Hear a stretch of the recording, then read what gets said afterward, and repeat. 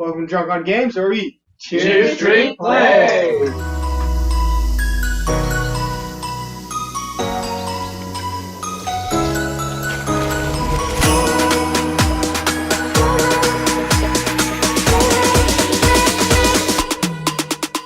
Welcome to Drunk on Games, where we Cheers, drink, play!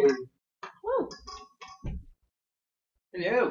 So Alright. last time we made it to the city, or I should say, Dragonholt Village. So now that we're rested up in all the free food, Spark? And souvenirs. Yeah, well, I got you my went souvenirs. shopping. I ate food. The road starves one. I was resting and patching up.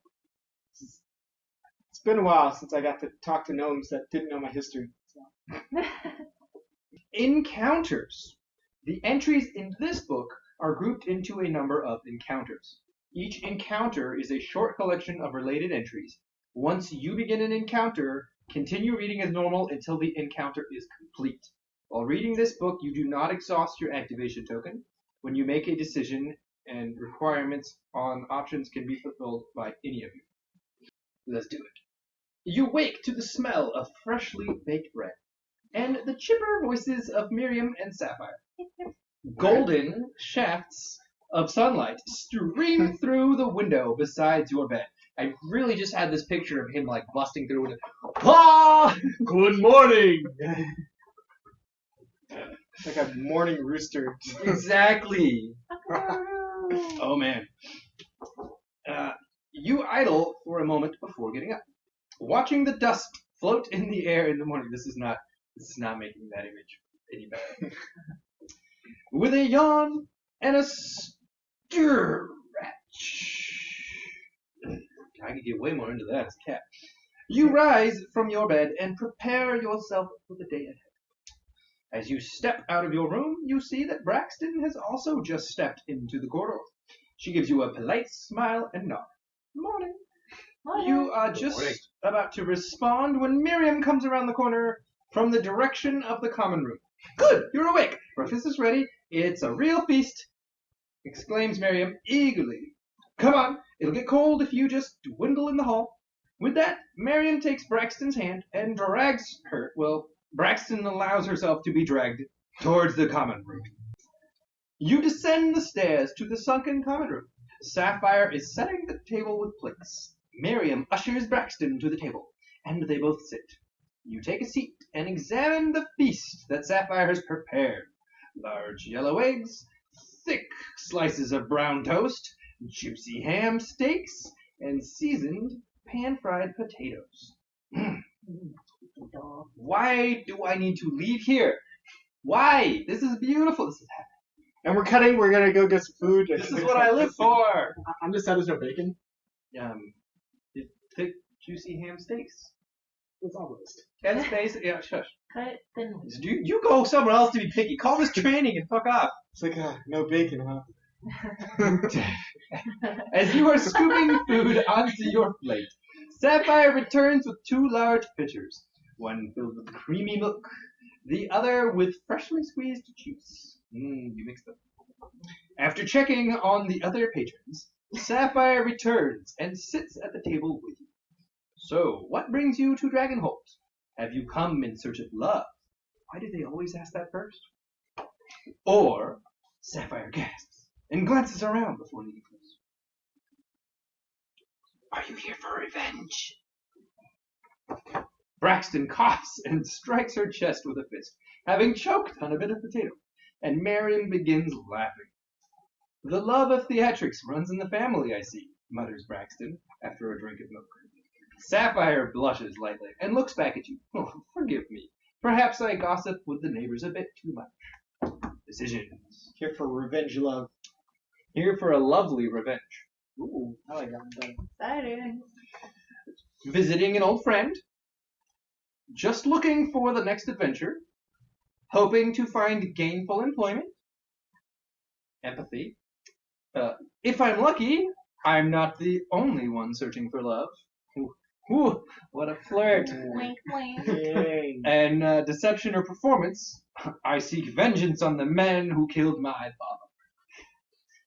Same thing, man. Does anyone have empathy? I want to see what happens. I'm actually going to do the empathy one. Anyone have empathy? Yeah, You have I'll go empathy. for it. Please do it. I want to know what happens when you flirt. My name is Blank. Killed my father prior to death. My name is Julian Longwhisker. You have killed my appetite. Prepare to die. No, prepare to make more. It's great. You've made the food. Alright. Make love. So, if I'm lucky, I'm not the only one searching for love.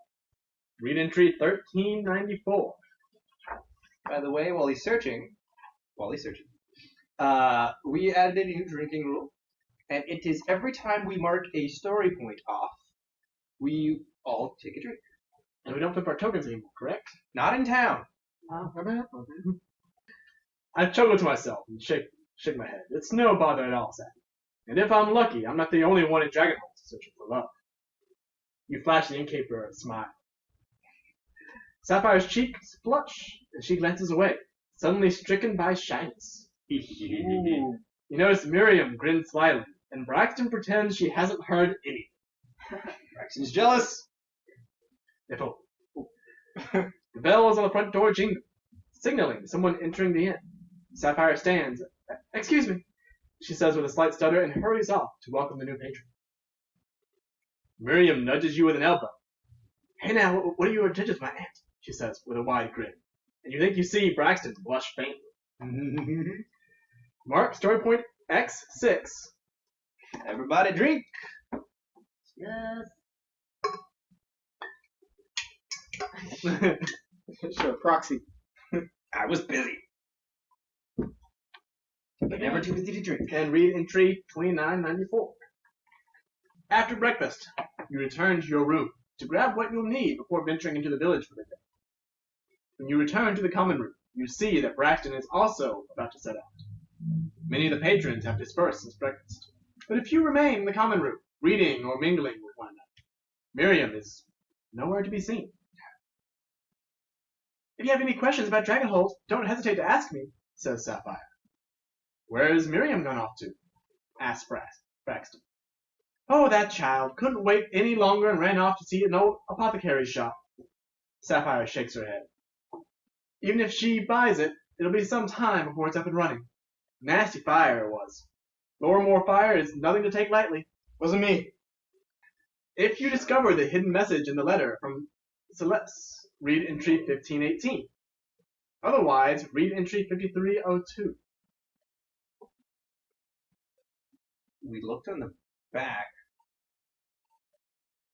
Let me see the letter. Right? I'm wondering about the misspellings. I've been wondering about it for a while. Alright, let's read this one more time. Mine friend, I pray this letter finds you in good health, for once. Right. Because pray is spelled for once, that's the wrong once. Because I need you to travel. Very much travel. Man, E is in the wrong place. It says, it please, should be pray with and the an message A. is, please refer to her first letter. Yes, So I'm wondering about that. to my first letter. So is the letter of those words, the first letter of those words she's misspelled? Okay, so Patokal noble family. That's what we've got. Which I can't say that's wrong because Wait, that letter really is might be a spelled noble wrong. family. Letter is spelled wrong. Oh, plot to kill noble family. There you go. There we go. Yeah. That's high five with our drinks. Alright. Cheers, everyone! We did it! A day later. Woo! I love riddles. If you figured this out, let's go figure it out. Well, we're just too lazy before. No, it's just yes, sometimes. Options. If you discover the hidden message in the letter from Celeste, read entry 1518. Otherwise, read entry 5302. So 1518 we go. Yay! Woo! We Teamwork. discovered that there's a plot to kill the noble family. You suddenly recall the hidden message that you discovered in Celeste's letter. Suddenly. Unsure of the urgency Celeste intended, you figure it best to make your way to meet her before too much longer. You ask Sapphire for directions to Regina's manor. Sapphire's face shifts to match your own more serious mood. Of course, the manor is just north of here. If you walk around on the north side of the block and look north, you can't miss it. Big fancy buildings on the hill. Sapphire tilts her head slightly. Is everything all right, dear? You can tell that she is truly concerned, but you also get the sense that she's hoping for some juicy gossip. You assure her that everything is fine. Mark story point Y5. Story point. Drink. Cheers. Thank you for your hospitality, Sapphire, says Braxton as she opens the door to leave. Of course, hun, replies Sapphire. Good luck with the guards. Braxton smiles and nods before leaving. You are about to leave yourself when Sapphire stops you. Oh, I almost forgot. If you're going around Dragonholt without a map, you might get lost. It's a small village, but some of the alleyways are real labyrinth. She produces a folded piece of parchment and lays it out on the counter. Let's see, she mutters and scans the map. Ah, here we are. She marks a spot on the map with the swamp. She spends a moment, marking numerous other locations for convenience. Here you are. Don't lose it now, she says as she folds up the map and hands it to you. If you have any other questions about Dragonholt, come back and ask me. You gain the map of Dragonholt. This encounter is complete. After completing an encounter, use the map of Dragonholt to choose a new location to visit. Each location has a 4-digit number that corresponds to an entry in this book. When you choose a location, read the corresponding entry in this book. If playing with 2 or more characters, you will each take turns choosing locations to visit. When you choose a location to visit, exhaust your activation token. You become the active player and remain the active player until the encounter is complete. You should make decisions within the encounter as a group, but as the active player, you have the final say on those decisions. So we have this big old map now. So where are we going? I like to go to the library because knowledge is powerful. The library over the apothecary shop. Like plot to kill noble family. I was Yeah, going to say I was that. gonna say, is it the Fairfax Manor the one they're talking about then? Or did it tell you where to go, or did it tell you to end with the map? No, it just said go map. Okay. That's why the counter is complete. That was the last. So I believe the Fairfax Manor, specifically speaking, is where we should go at some point today in order to do that. You want to go to the library. Yeah, that's fine.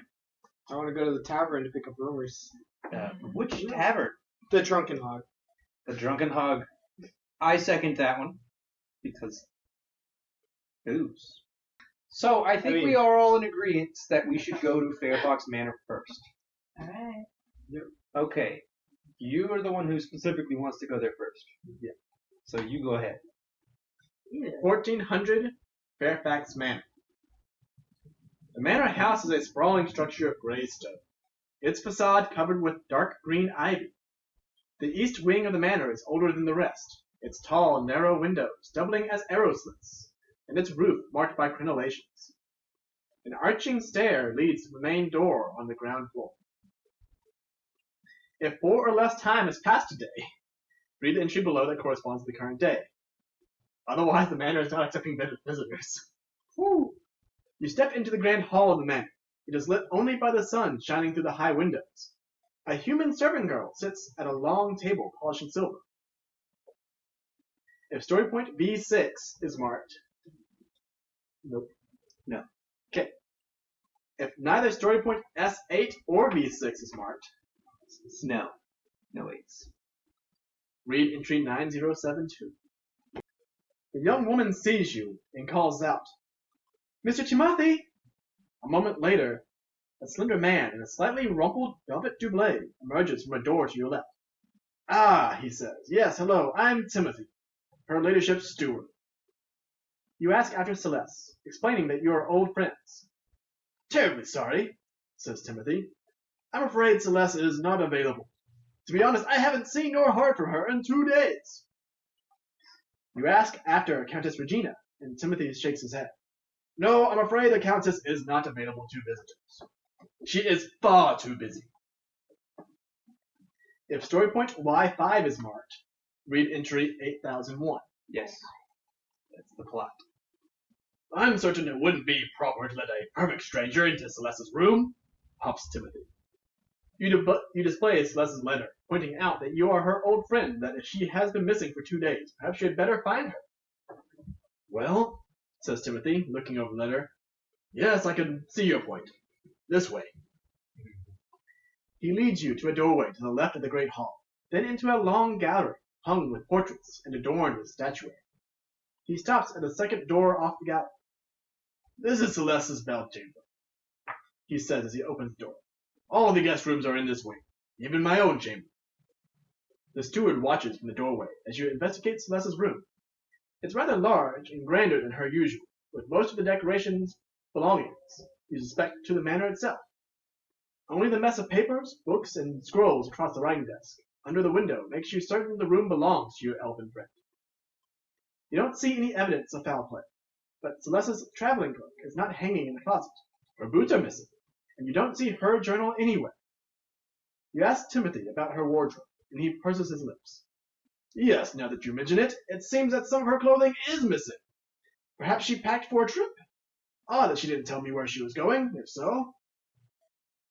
Eventually, Timothy escorts you politely, but firmly, from the manor, with promises to send you if Celeste reappears or reaches out.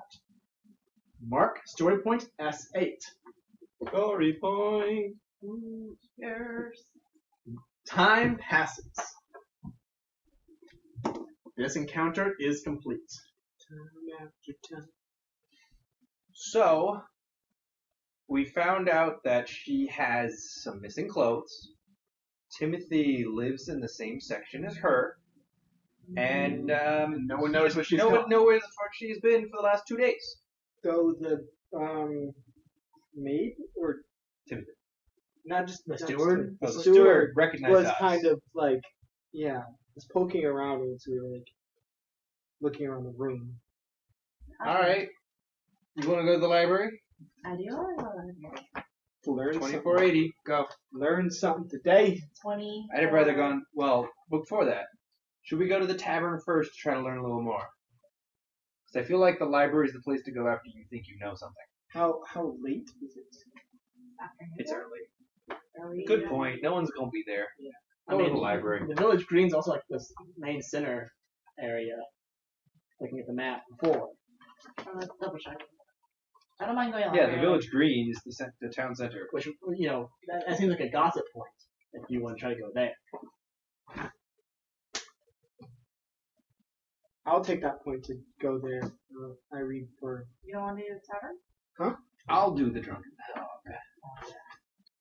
Village Green. The Village Green is a common meeting place for much of the village. It features a small pond, a well, a fire pit where the village holds frequent bonfires, and a penned area for livestock. Though much of the livestock brought to the green are left to wander in graves. Read the entry below that corresponds to the current day. It is day 1. Yep. Right. As you enter the green, a small horde of ducks runs quacking away from you, Quack, settling quack. down As quackers. to I like grumble. I like it. Settling down to grumble to one another once they're safely out of reach. About our bad puns. Quack, Yeah. quack, quack, quack. Quack, quack, quack, quack. A few villagers. Quack it. More like, who with it? You're supposed to be the fun master.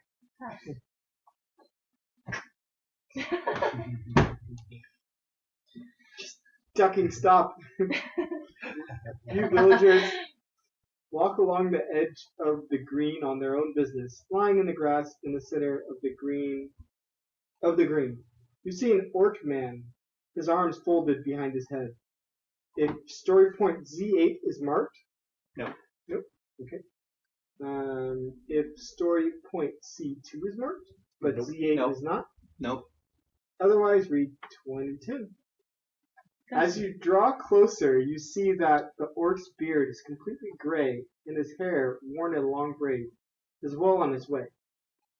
He wears a simple loose tunic and wool hose, his feet bare and calloused. An animal tooth on a leather thong lies on his chest. Spirits will walk with you, he says as you approach. You're new, eh? Staying at the Swan? Came into town with Sapphire's niece? The orc sits up and offers one hand. You know a lot more than I'm comfortable with. I'm Scala, he says as you shake it. I look after the shrine here. Talk people through their problems, that sort of thing. He grins and lies back down. Lots of important spirits speaking, That kind of thing. I was just communing with the spirits of the sky when you found me. Then he yawns. You can't help but think that communing with the spirits of the sky awful, looks an awful lot like taking a nap. Hmm. Mark, My kind of guy. Mark, story point C2. Inquire about the spirits. Lie in the grass and watch the clouds. Leave them alone and find something else to do. I mean, I would inquire about spirits. Me too. Wouldn't you? No, I would lay in the grass. You would lay in the grass. I'd lay in the Down. grass. Spirit. I'd be inquire about spirits for myself. By the way, it is officially your choice. Yeah. It is your Oh, choice. I'm thinking about it. Inquire about the spirits. Well, the thing about spirits is that they are everywhere all the time, says Scala. Some are big, powerful spirits, ones that dream long green dreams, to make the seasons turn. Like the spirit of Eventide. He nods to the west. Most are little things. The spirit of this blade of grass. The spirit of your shoe. They care only about grass things or shoe things. The orc stretches his arm out above his head and thrusts one finger at the sky. But just because they're little, or far away, or simple doesn't mean they're not important. That cloud has a spirit, and when the cloud is gone, the spirit will be too. But today it might rain on us, or it might not. And it's for me to listen and understand. I don't. He I yawns. wanted a story. He yawns and closes his eyes. And sometimes the spirits of the sun in the field conspire to put a man to sleep. And I'll listen to that too. Yep. So, Figures. more decisions. Lie in the grass and watch the clouds? Leave him alone and find something else to do. I like to lie in the grass and watch the clouds. Me too. Can I sit there and train while y'all lay in the grass? Yeah, sure. Sure. Why not? Don't I like to see this person. Yeah. Shut it over there. This person seems wise, and he might be lazy, but also he's got something going on. I'm gonna lie in the grass. He's just interacting with the spirit, which is meditation. telling him to go to sleep conveniently. You lie back and watch the clouds as they march across the sky. Twisting and turning as they go, the sun fills you with golden warmth. The sound of the crickets and Scala's snoring lulls you into a state of peace, and the vague shapes of the clouds become more and more distinct, until they seem as real as your hand in front of your face. You see two people embrace, although you cannot make out their features in your dreamlike trance. A dragon flies across the sky, then doubles back on itself and devours its own tail until the wind tears it to shreds. What? Trees rustle and fall away, revealing a tall tower that crumbles and collapses. I think the grass spirits are getting us high. Grass. Yeah. You take in each event with the same calm as a still pool, touched by a falling leaf. It will rain tomorrow, says Scholar, his voice jolting you back to your senses. A hard, fierce rain, overnight. He nods and sits up. That's not what you saw, is it? He runs a hand through his beard and then nods. No, don't tell me. What you saw was for you. Maybe it brings you some comfort or aid in the days to come. Mark one progress in spiritual meditation. Mark story point Z8. Time passes. Z8. This encounter is complete. You know what? That might be a good time to light. Like, we got a lot of information. Yeah, it was just 2480. Go. Checks out book for weird ass dreams. No, look up shit about my wooden trinket. Oh, God, you really want yourself. No, 2480. The village library. The village library is large for a village of the size of Dragonholt. It features an it features an antechamber, a main room with rows of bookshelves and a few side rooms. On most days, one of the side rooms is used as a classroom for the village youth. The library's main hall features a tall writing desk underneath a window set in the ceiling and 4 walls covered in shelves full of books. Perched atop a stool at the writing desk is a gray-robed, gray-haired human woman spattered with ink, her quill scritching as she carefully copies out another letter. Ding. If it is day 1 and story point V6 is not marked, Correct. Wait, correct. 7529. After a moment, she places her pen aside and picks up a sander made from silver chased horn, sprinkling a fine dusting of powdered raisin to dry her ink.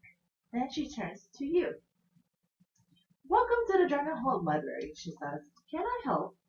Her question trails off as she takes a look at you for the first time. She takes in her appearance and mannerisms with a critical eye for a moment before asking for your name. Chucky lady somewhere. You tell her, and she blows out a breath she may not have realized she was holding. Come this way. She dismounts her stool and leads you through a low door to a tall, narrow room lit only by windows far above you. No candles or torches, please, she says. The fire here would mean centuries of wisdom lost. She leads you around a long bookshelf, and you find that the room was not narrow at all, only blocked off by an enormous shelf. Phyllis is resting comfortably in a chair with a book on her lap. So, I said Celeste. Celeste says, the librarian, I've brought company. Thank you. The spirits are here. Oh, thank the spirits you are here, says Celeste, springing to her feet and rescuing the book before it falls to the floor. Thank you, she says to the librarian, who nods and shuffles away, leaving you alone with Celeste. The entry 562. So she's been in the library for 2 days. That's what you got. Library. This was knowledge. Fair. Knowledge is power. I'm glad you came, says Celeste. There is a trouble afoot, and I'm getting too old for trouble. She's old. Oh. Not kind of. Celeste doesn't look a day older than when you met her, but then again, she is an elf. I believe her that someone is plotting against the noble bounty here. You might already know that the local lord is Lady Regina Fairfax, Countess of Dragonholt. She had, up until recently, 3 children, Sonia, Rochelle, and Philip. Virginia is sick.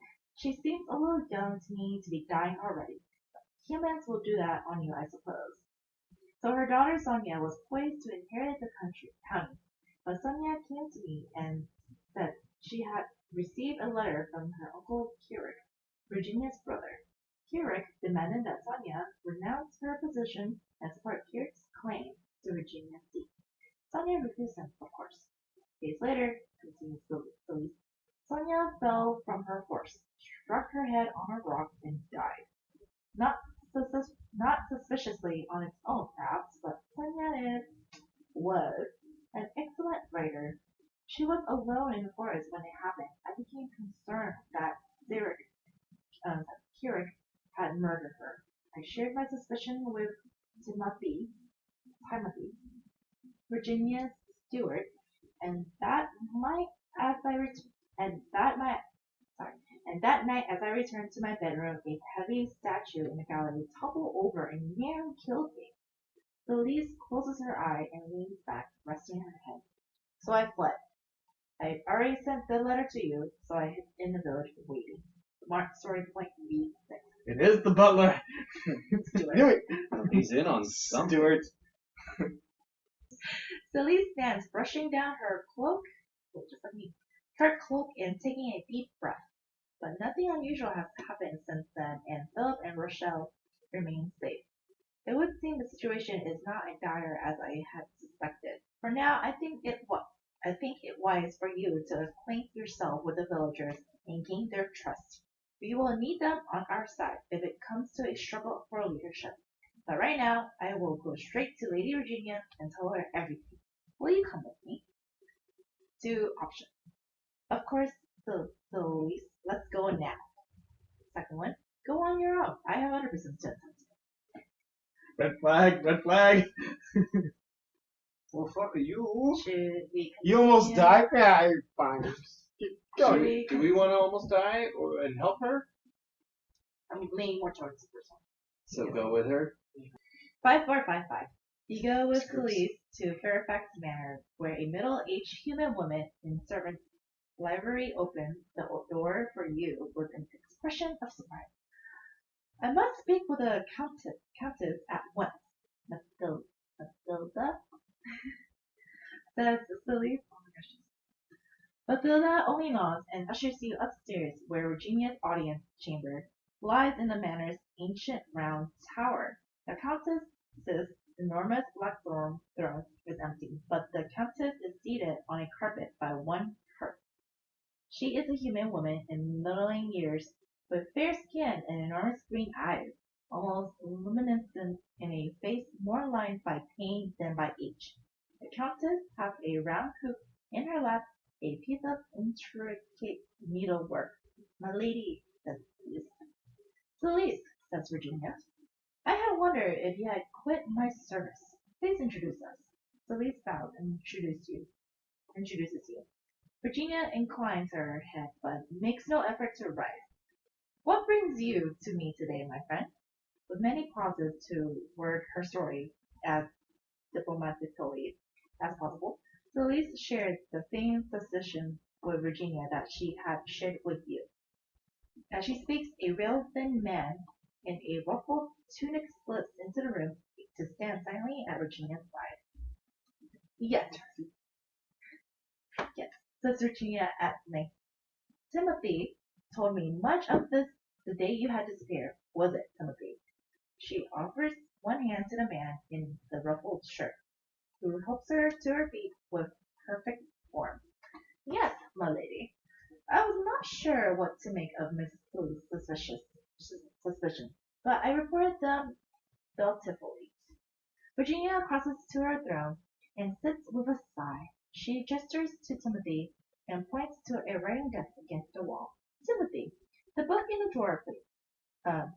Timothy, the book in the drawer there. He goes and fetches a slim leather-bound volume. This is Sonia's journal. I have not read it. There are things that a mother should not know about her daughter, I think. But you must do, my friends. I do not want to believe that my brother would stoop to so reprehensible a crime of kinslaying. But I will not risk my children on my hope that Kirik is still the honorable man who stood aside for me when our father named me heir over him. She presses the book into her hand. You gain Sonia's journal, and then mark story point E8. Story point. So Sonia's journal. Other cards, probably items. So please read it. Perhaps it contains some clues as to Sonia's fate, and perhaps you might prevent Rochelle and Philip from falling prey to a similar doom. She waves a hand, and Timothy rushes forward to shepherd you from the room. Her ladyship tires easily these days, he said. Thank you. We will speak again. Celeste frowns as she walks you to the door. So Timothy isn't the traitor after all. Or perhaps he's covering. Or perhaps there is no traitor, just rotten luck. She shakes her head and opens the door. Read that book and make it a point to get to know the locals. I will call upon you again when you are needed. 2 time passes. This encounter is complete.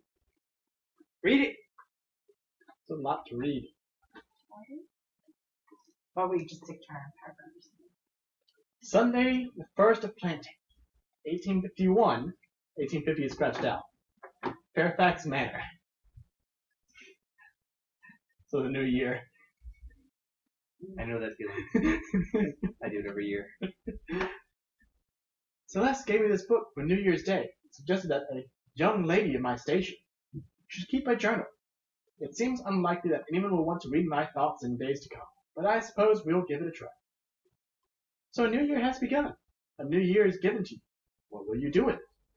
Who said that to me? One of the priests that the schoolmother sent me to in Highcrest, I think. So what will I do with it? And several dash marks and with notes. 1. Get Mother to let Rochelle take a night. Mark 2. A new mill. Mark 3. Settle the Long Creek dispute with the Belmonts. Mark 4. I think it's time to breed Appledash. Mark 5. Of course. I assume. Mark 5. I know there's catfolk in the forest. I'm going to find them. Oh. We find you, not the other way around. Mark 6. Read at least 13 new books. Celeste would insist. 13. Mark 7. Find a cure for Mother's illness. Besides, you can always get a squire to like read the books to you and just while you walk around. That's true. Sky Day. It's a new day. Yes, it's a new day. 5 planting 1851 Tree of Tales. I saw a catfolk woman in a real tunic run away from me. I don't want to scare them away entirely, so I didn't chase her for long. I've come to the tree to pray. I received a letter today from the physician in Greyhaven. He had nothing useful to say about Mother's illness. Mother insists that all will be well, of course, and that when her time comes, she will die, just as anyone else must. But she has barely 50 years. She's too young. I'm not ready to be countess.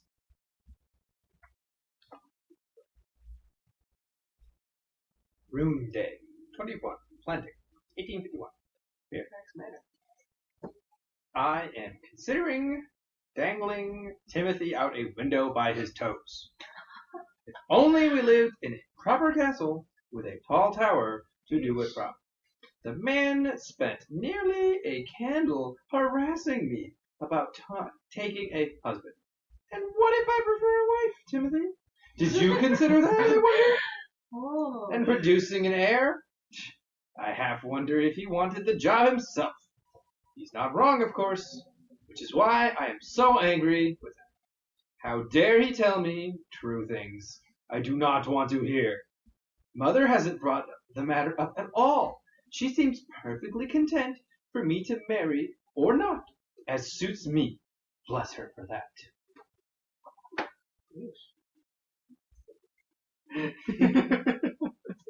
Water Day. 4. New Bloom. 1851. The Countess Inn.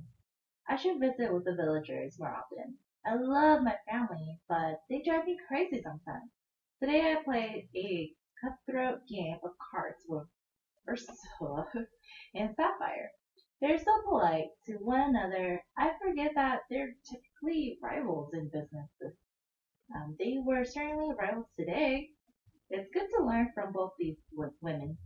They see firsthand what comes into our village and have a better understanding of the flow of commerce through the county than ever they know. And even they know, I think. Also, I always eat very well when I visit. Very true. I know. We know. Sunday, 8. New Blue. 1851. Fairfax Manor. Galvin thinks he has found a likely mate for Appledash in the Cunningham stable. I'll have to see the beast myself, and I'm glad he's taken a keen interest. Tending to the bloodlines of our horses makes me think about the county. I wonder about our goats.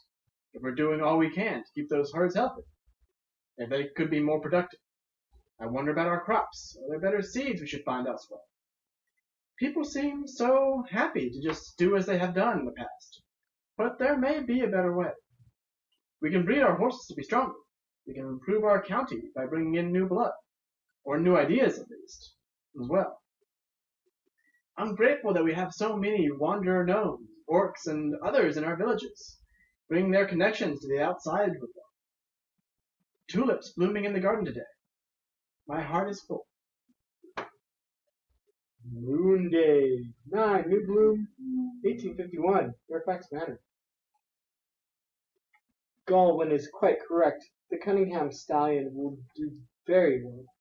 Count Cunningham even turned down his stud fee. I think he's hopeful I might marry one of his sons. No, thank you. Albert Cunningham seems less than thrilled with the entire affair, or possibly just with me. This is where I'm going to get another angry one.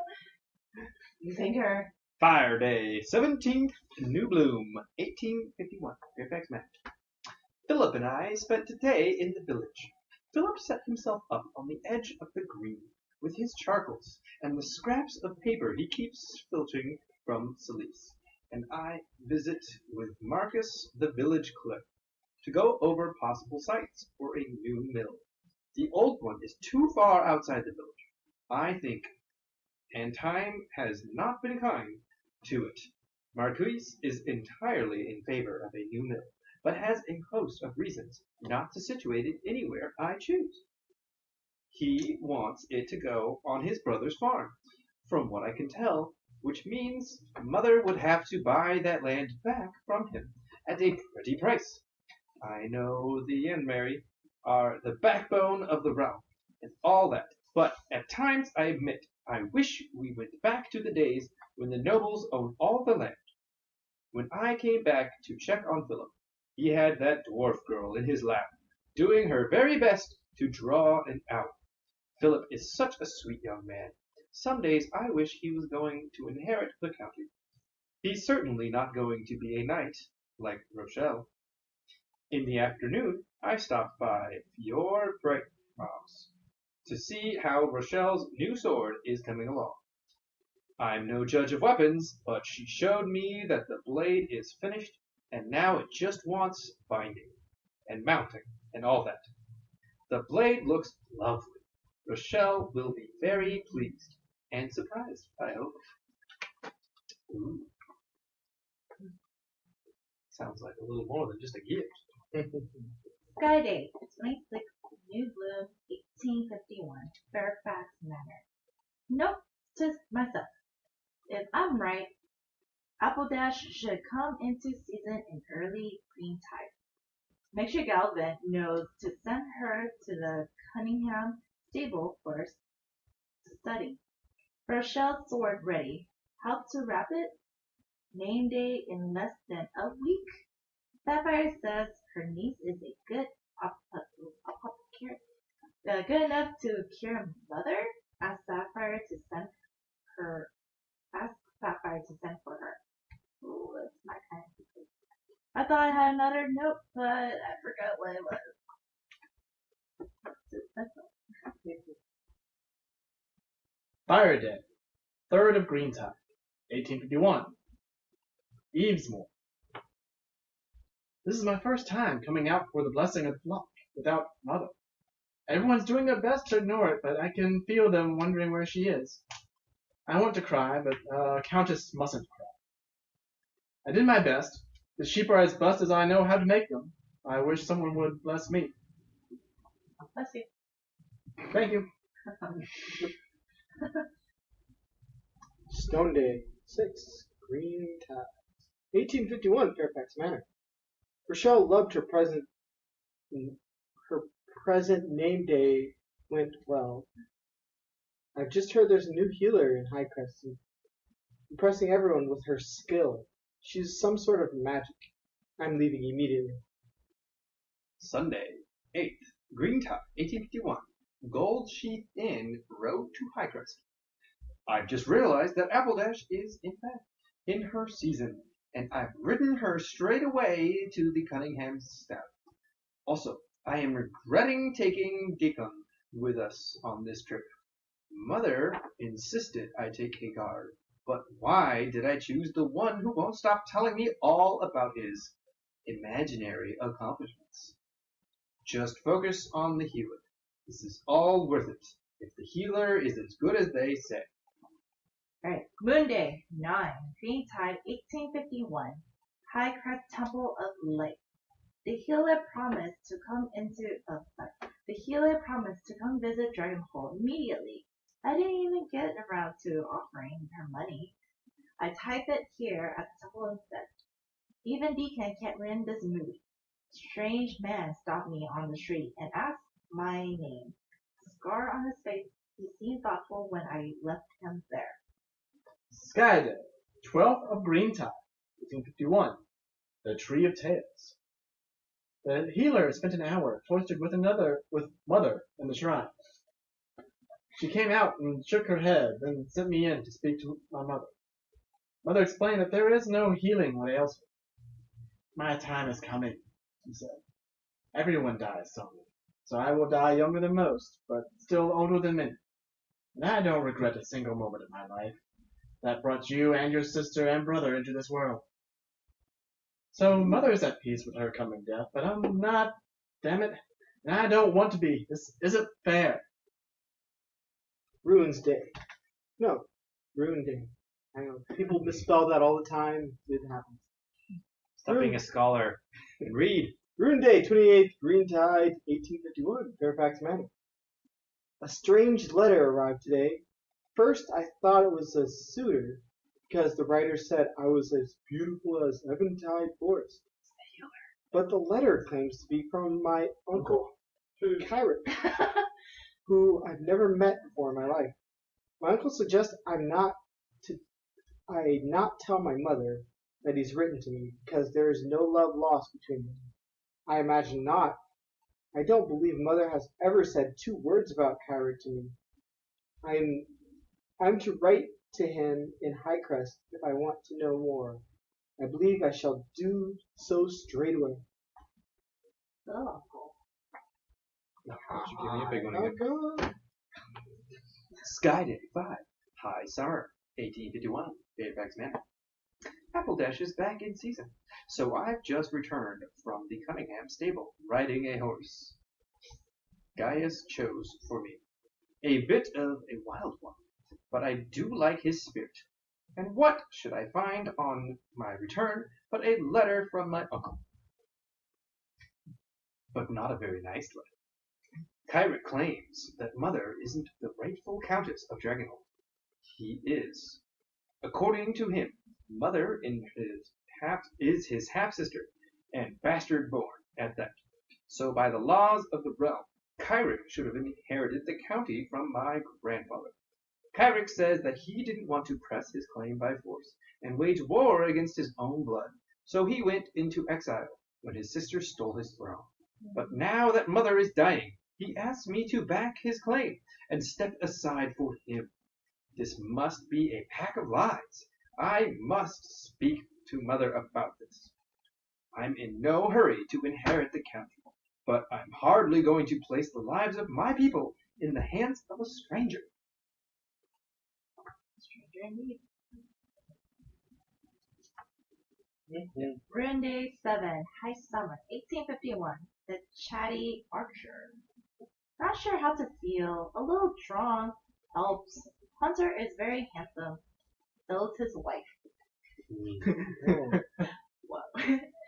Mother more or less confirmed Kirk's story. She is my grandfather's bastard daughter and Kyrick's older sister.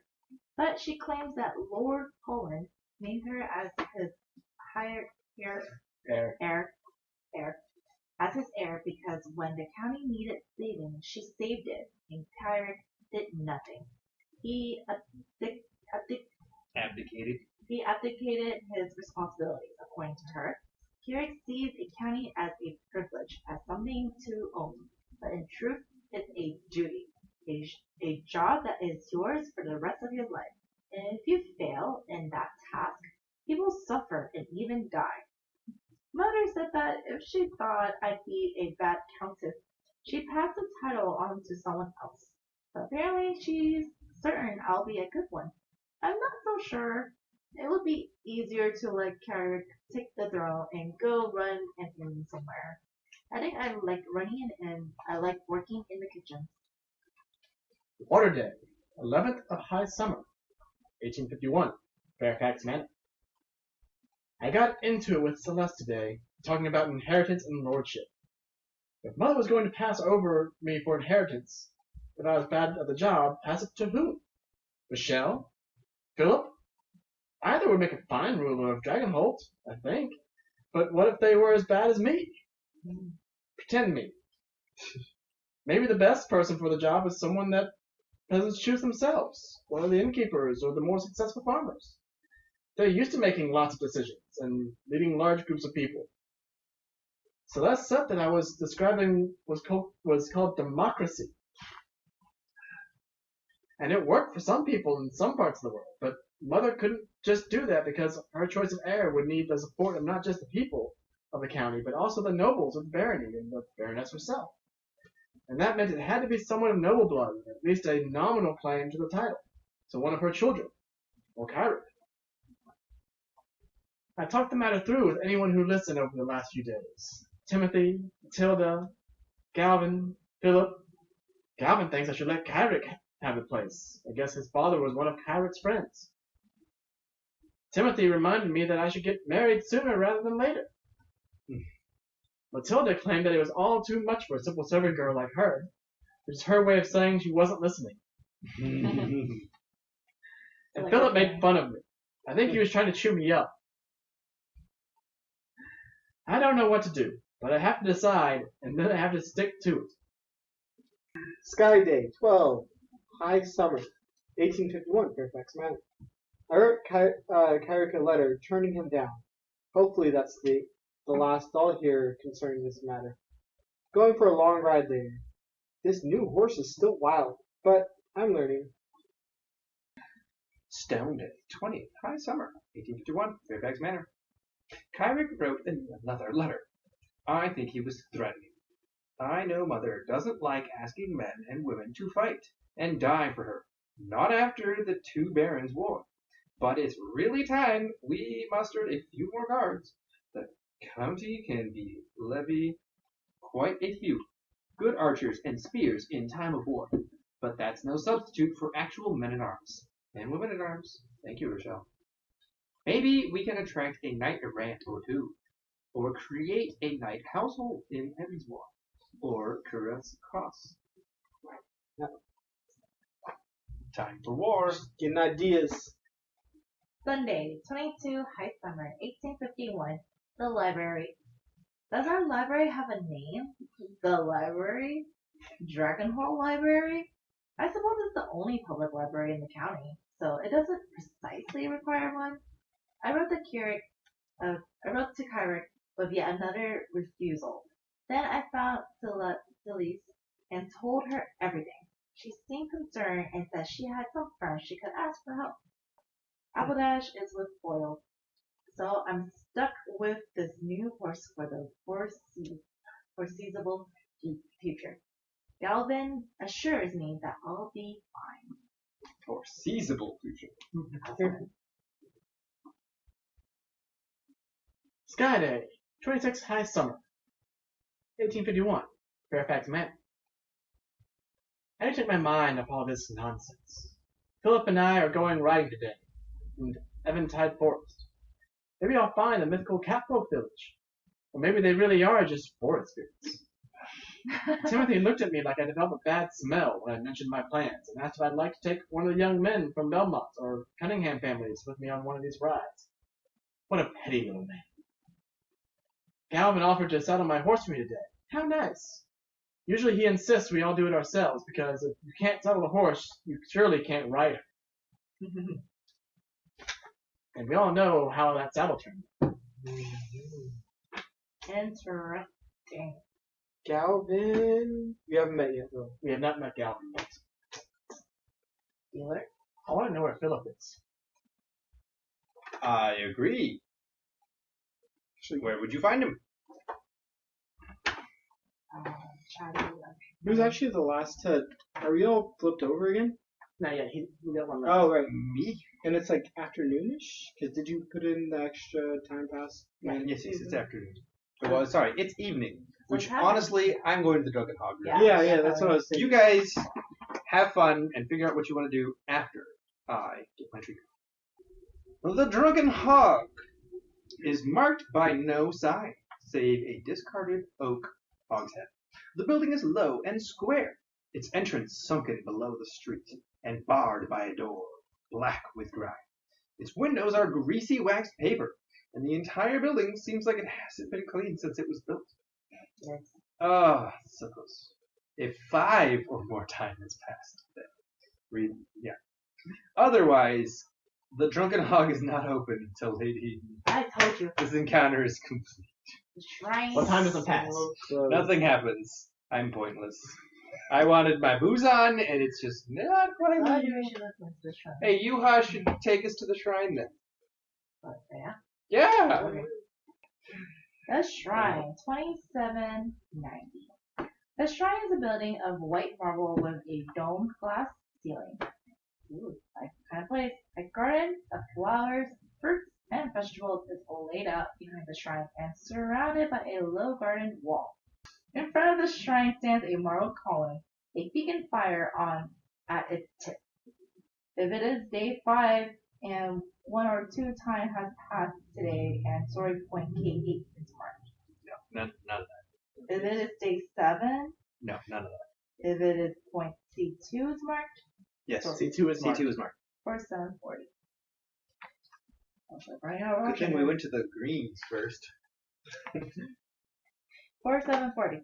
The ripple of water and light gives the sanctuary an ever-changing yet always the same feel. The stillness of the space in the face of the movement of the water seems to reach inside you. Option 2. Spend some time in quiet meditation or leave the shrine. You settle yourself on a rock by the pool's edge and open yourself to the experience. As you meditate, Gaula silently places a candle before you, lights it, and shuffles away. You watch the candle burn down, listening to the murmuring of the spirits in the water. Mark 1 progress in spiritual meditation. If story point I7 is marked, but F3 is not. No, to both. Otherwise, time passes and encounter is completed. Wow. Waste. We got spiritual. spirituality. Okay, time. Come on. First off, spirituality. Alright, like- Second off, time passes. Hey, is my pub open? It could be. I don't know. It is. It's been 5 times. I'm okay with stopping one other place before mine. Okay. I'm down to go for the Countess Inn. Those two. Countess Inn. A painted sign showing a woman's profile with a silver coronet adorns this 2-story building. The ground floor is a pale red stone, while the upper story is a sprawling half-timber affair hanging over the entrance and supported by thick wooden posts. Flower boxes filled with colorful flowers are arranged between the support beams. The Countess Inn's common room is hung with old, faded banners, most showing some variant of a black and white dragon crest, the coat of arms of the various rulers of Dragonholt going back generations. The far wall is painted with an expansive mural showing a large tree that you take to be the great oak at the heart of Eventide Forest. It bows enfolding the figure of a green-eyed woman wearing a silver coronet, presumably Countess Regan. The patrons in the common room are a collection of men and women of various races, all in the middle of later years, well-to-do judging from their clothing. They talk quietly in small groups or sit reading or napping by one of the 2 hearths on either side of the room. You find yourselves matching their demeanor, walking more carefully, lowering your voice, almost without meaning to. An elderly woman in a green dress sits at a table directly beneath the painted tree and waves you over as soon as she catches your eye. "Welcome to the Countess Inn," she says in a hushed tone. "You must be new in the village. I'm Ursula. If there's anything you need, don't hesitate to ask me, or my daughter."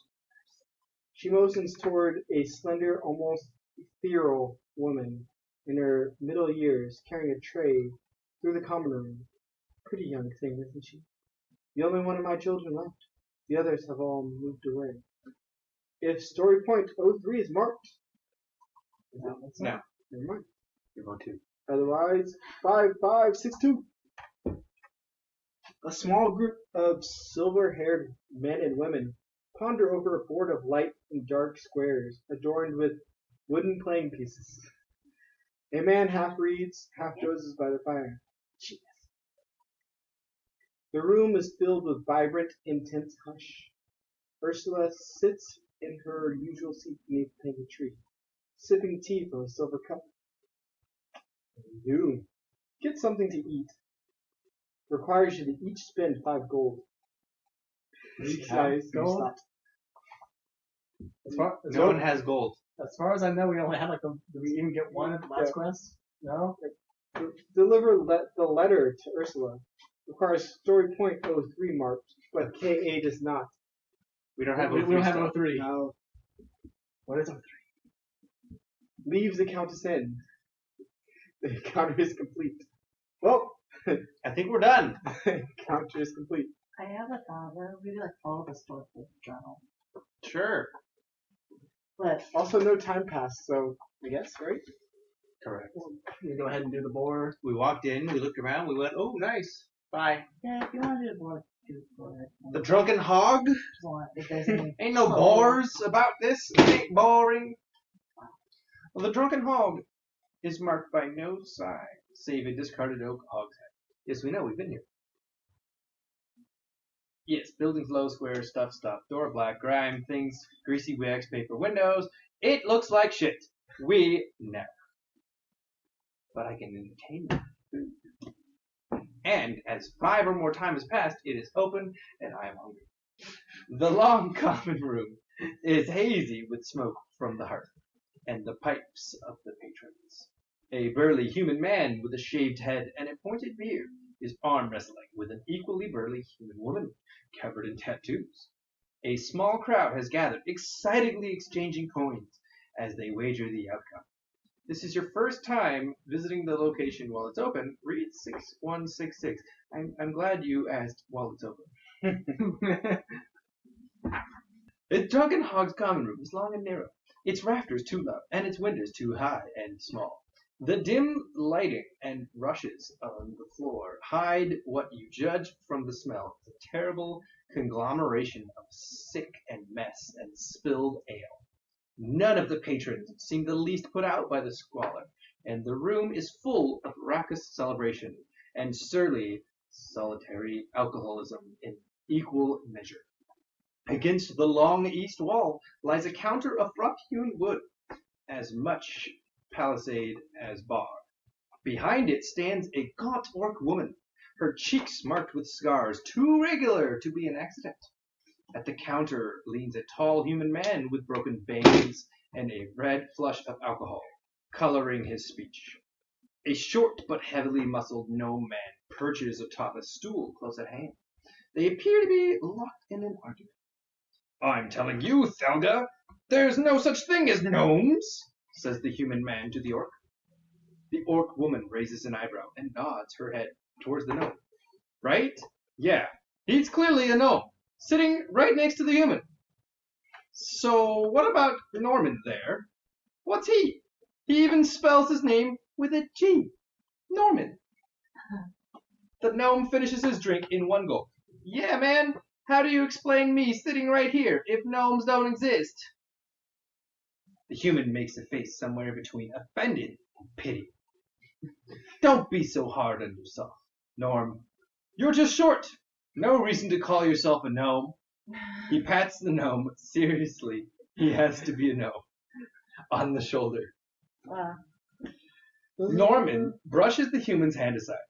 Gnome isn't an insult. It's my race, he exclaims, shaking his head. All right, what about Sapphire? Or the new girl, Sapphire's niece? He trails off, snapping his fingers for a moment. Miriam,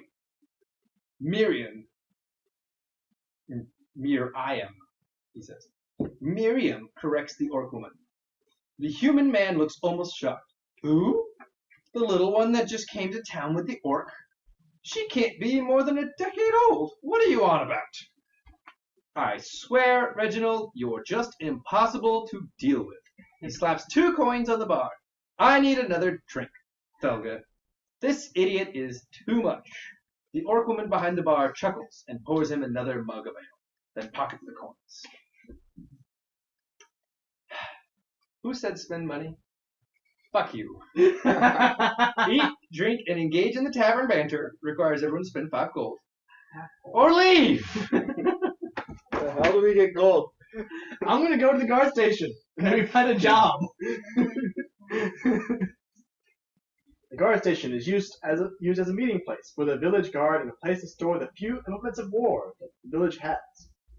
An attached annex, accessible only from outside, serves as a jail cell, though it is rarely used. Behind the building is a training area with several training dummies. If this is your first time visiting this location, read entry 1868. A dull thwack sounds as you circle around to the rear of the guardhouse. Keep your shield up, calls a gruff voice. My shield is fine, drawls another. Two guards, both human, are sparring with wooden swords and shields. One a woman with a bored expression, the other a lantern-jawed man, whose face is red with frustration. What is a lantern jaw? I don't know, is that just square? Lit up? Lit jaw. Bulbous, like kind of. Which Which is weird. I had to pull that out because I'm just like, fucking, I don't know what that means. That's why I read it and I was like, that's what it says. Alright. An orc man, his head spotted with wispy gray hair, sits and watches them, shaking his head. Your shield is fine against Deacon here, but against a real opponent you'd be dead, Talia. Deacon, the human man, puffs out his chest and lowers his sword. It's not becoming to strike a lady, that's all. Talia rolls her eyes. An easy thing to say after you spent all morning trying to strike me and failing. She throws her sword and shield down. This is pointless. I'm already a better fighter than both of you put together. I'll be back when there's some actual work that needs doing. She stalks past you, barely sparing you a glance, and is soon gone. The orc man stands stiffly as he notices you. Ah, he says. We don't get many visitors here. I'm Tweagle, and that was Talia. This is Deacon. He nods over his shoulder to the human behind him, who flourishes his sword into an over-elaborate bow. We represent her ladyship guard here in Dragonholt, such as it is.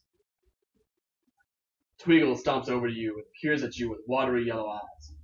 You're new. Just came in with Sapphire's niece, eh? Through Eventide Forest, no less. How'd you find the journey? You explain about your run-in with the bandits, and how you and Braxton and Merriam fought them off. Well, good job, that. Bandits, eh? He turns and studies Deacon, who appears to be trying on different, gratuitously masculine poses with his sword. Peering at his reflection in the muddy pool of the practice yard. That's not good news. Which one? The posing or the bandits? Well, he's looking at Deacon, talking about bandits, saying that's not good news. So, yes.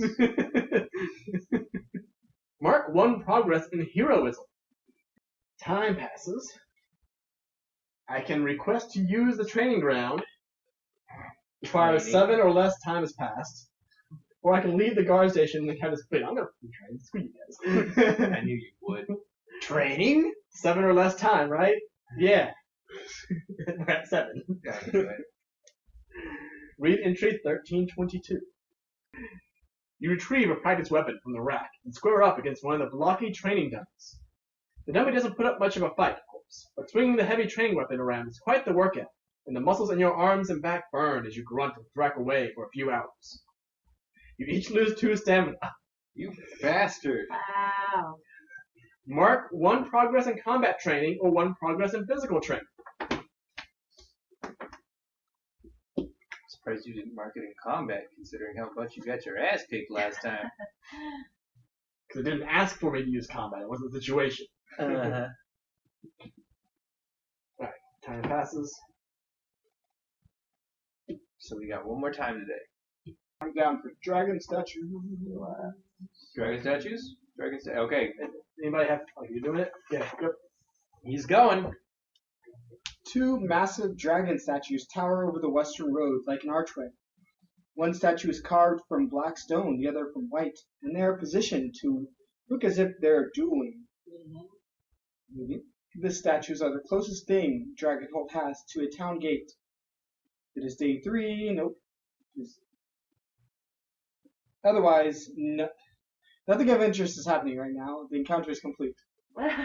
Okay, so the time doesn't pass, so we still have. Yeah. We went and saw the dragons, and they're pointless. For now. Oh, statues. So, Do it. alright, Jenny Archer. Jenny Archer, an archery butt lies. There's a butt. Yes. Archery butt lies under a maple tree outside this rustic lodge-style tavern.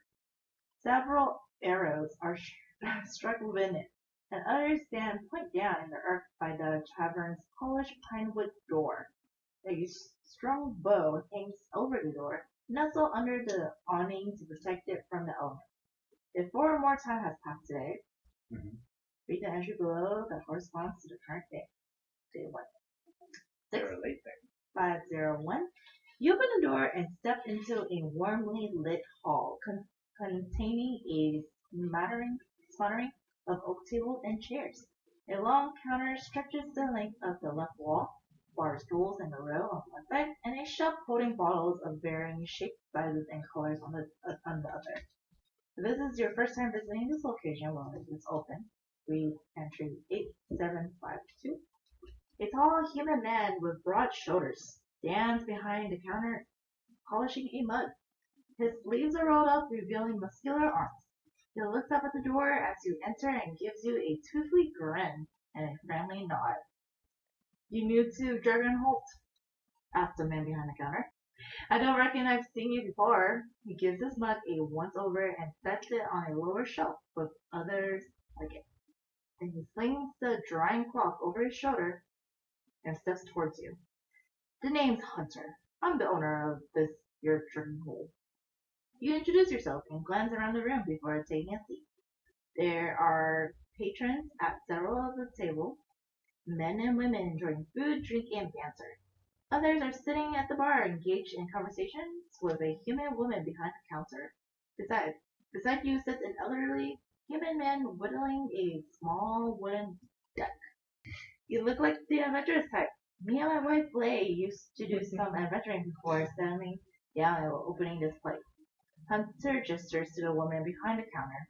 She smiles and waves. Lay can fix you up something to eat if you're peckish. Just shout at us if you need anything at all. Oh, adventuring, eh? Explains the older man sitting beside you. I had myself many an adventure in my day. Spent much of my youth making day trips to Eventide Forest. Though back then it wasn't as dangerous as it is now. The old man blows on his whittled duck, removing excess wood shaving. If story point V6 is marked. Yes. V6. Yes. Yes. Wonder if he's gonna let you wooden trinket. It is. Oh. You put it together? He's the same guy who made that one, I'm pretty sure. I was just admiring his work. Yeah. That wooden dick is really cute. Wow. Okay. Is that right? Asked Hunter. Tell us about it, Theo. The tavern owner sets a small bowl of nuts in front of you as the older man begins to tell a story about climbing trees in the forest. You can tell immediately the story will last some time. Hunter leans over the counter to whisper to you. Don't mind old Theodore. He just likes to tell his stories to anyone who will listen. Can't tell if he forgets he's already told the stories or if he just likes telling them again. Should we listen to Theodore's story, order something to eat, or leave the chatty Archer? I recommend What's her listening. name? Theodore? No, her name. The wife behind the box. Lay. Okay. L-E-I. No, I'm wondering because the wooden trinket has a little heart with the letters T and U in it. Theodore. And you. Who is you? I want to hear his story. So 3, 2, 3, 1. 3, 2, 3, 1. Theodore goes off on a long and winding story about his youth, playing in the village and on the edge of Eventide Forest. The mill pond there, where the river flows out of the forest, was where we used to spend most of our time. We would catch frogs and then hide them where the girls would find them, just to watch them shriek. Theodore burst out laughing, shaking his head. There was one girl, though, Ursula. Theodore and Ursula. There you go. She never let our pranks frighten her. She gave as good as she got. I love that girl. But I never could tell her that. I used to write her letters and love poetry. But I could never give them to her. I took them to the Tree of Tales instead. Out in the forest and as the spirits bring us together. One time I gave her a little wooden badger I'd carved. Told her that it reminded me of her because she was fierce too. I don't think she liked that. Let that be a lesson to you. If you're going to compare a girl to an animal, choose something more majestic than a badger. Wise words. But that was the closest I ever got to telling her how I felt. Theodore sighs. That reminds me of a story. Continue. The story showed Theodore the wooden trinket you found. Leave before he starts telling our story. I'd show him. Or show him. Requires wooden trinket. We have Really now? 1390. Do you recognize this, sir? Never seen it before in my life. 1390. When you show Theodore the trinket you found in Eventide Forest, the story trails off and dies in his throat. My word, he says, taking it from you with trembling hands. He peers down at the wooden badger, seeming to see it more with his fingers than with his watery eyes. This is the very one. I gave this to Ursula when we were both so very young. A smile spread slowly across his face, crinkling his wrinkles like a withered apple. See the description? It didn't have these letters carved into it then, though. T and U? Theodore and Ursula. You found this at the Tree of Tales? Hand trembling, he reaches inside his sawdust-covered woolen coat. It withdraws a letter, stiff and dry and crinkling with age and sealed with a dollop of red wax. I think the spirit of the Tree of Tales is telling me that it's finally time. Why else would you bring this talisman into my hands? She must have carved it. She must have carved in our initials and placed it there herself.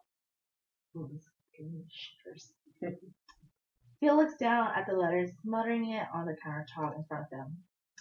Oh, but I still can't bear to face her. I feel like such a fool, letting it go so long. How much have you drank? Get the courage.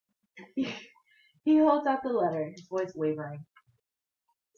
Do you think you might deliver this to her for me?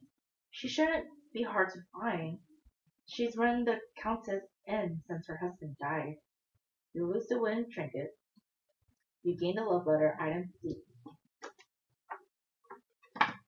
Excuse me, young man. Can you deliver this letter?